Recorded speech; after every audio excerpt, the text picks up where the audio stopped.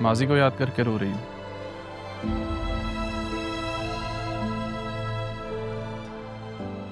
मैं अंदर से टूट चुकी हूँ अरमान।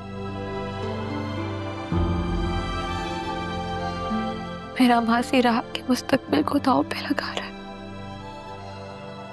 मुझे कुछ समझ में नहीं आ रहा कि मैं क्या करूं। क्या कहना चाह रही हो?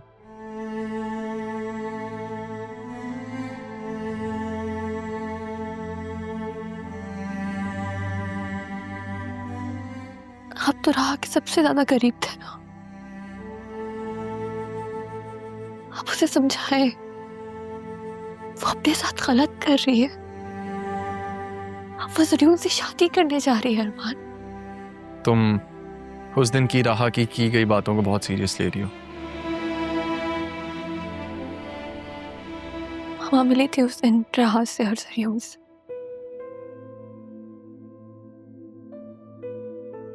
राह ने खुद बताया मामा को। और आप जानते हैं, जब राह मामा से कुछ कहती है तो वो करके दिखाती है। मामा और राह की नस्ल को तो आप अच्छे से जानते हैं।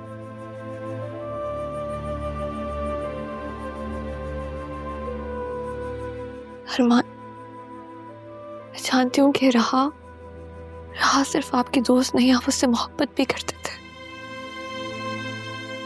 हमने कभी कहा नहीं, लेकिन मैं जानती हूँ आपकी आंखें, आपका ध्यान हमेशा राह की तरफ रहा है। आप उसे समझाएं, रोक के उसे, वो बहुत गलत कर रही है। वो जरियून जैसे शातिरिस्तान के जाल में फंसने जाती है, उसे बचा ले अरमान। बचा लूंगा। मेरी खताएं क्या, तुम परेशान मत हो, मैं सब देख लूंगा। होके रूबरू बेबसी है क्यों, बेरुखी है क्यों, दुख ही जो दे।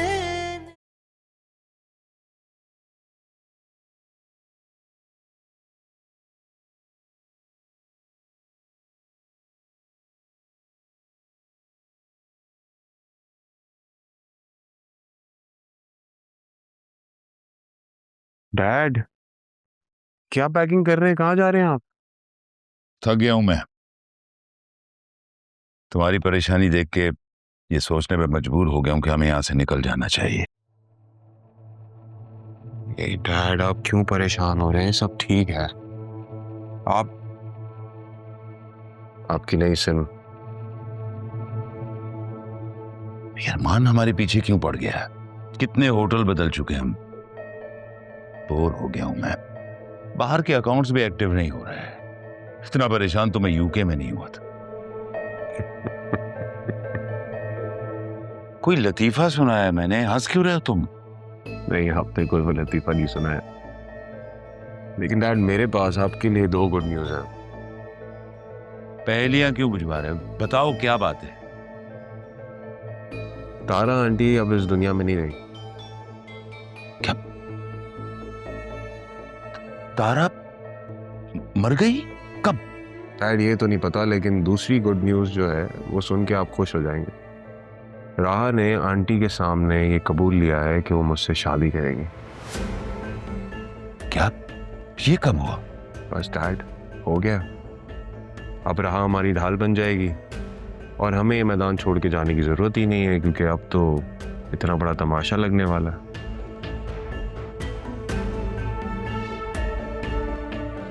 दो हाथियों की लड़ाई होगी और हमारा फायदा होगा। अब क्या फायदा? तारा तो मर गई। अरे डैड, तारा आंटी नहीं रही तो क्या हो गया? राह तो है ना, वो बनेगी हमारी ढाल। और वैसे भी हमने अब तक पकड़े जाना होता तो फंस चुके नहीं होते। जरियन,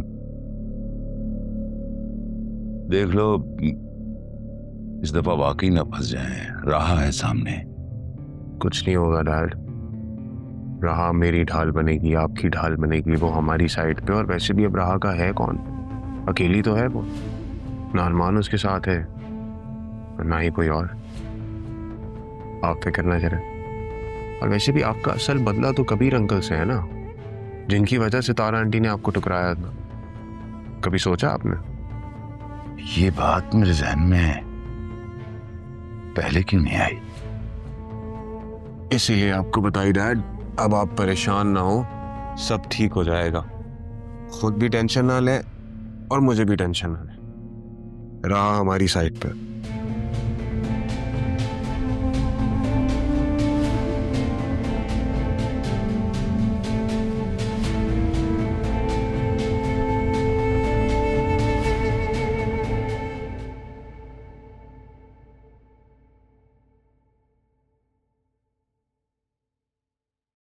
अरमान,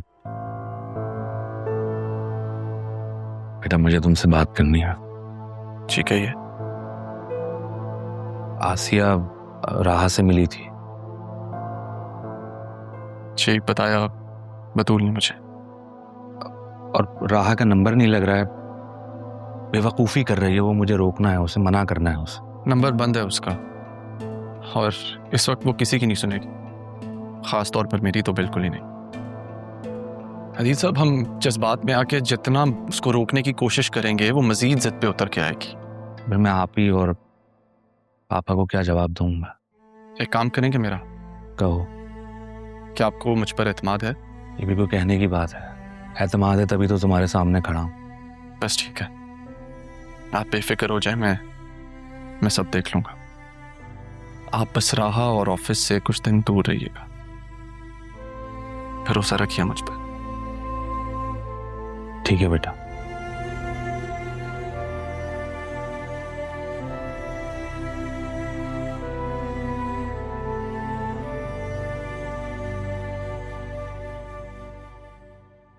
क्या करने जा रही हो राहा?